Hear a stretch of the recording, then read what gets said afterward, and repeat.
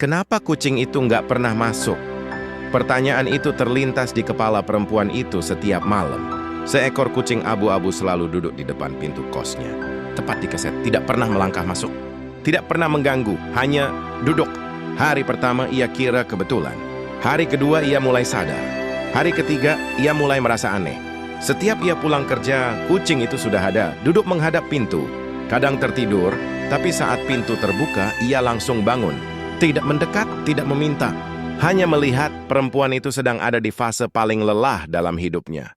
Pekerjaan tidak sesuai, tekanan dari rumah, dan setiap malam ia menangis diam-diam di kamar. Tidak ada yang tahu, tidak ada yang bertanya. Kecuali kucing itu. Suatu malam ia pulang lebih larut dari biasa, langkahnya berat. Kunci hampir jatuh dari tangannya. Saat pintu terbuka, kucing abu itu tetap di sana.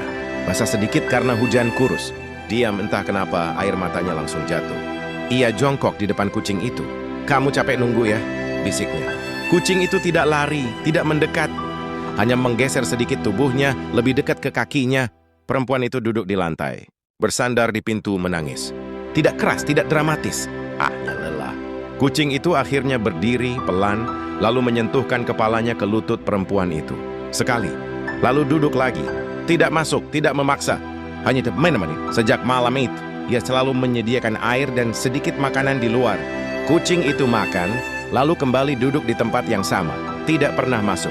Seolah tahu, rumah itu milik perempuan itu dan tugasnya hanya satu, menunggu sampai perempuan itu tidak merasa sendirian lagi. Dan anehnya, sejak ada kucing itu, malam-malam tidak terasa terlalu berat.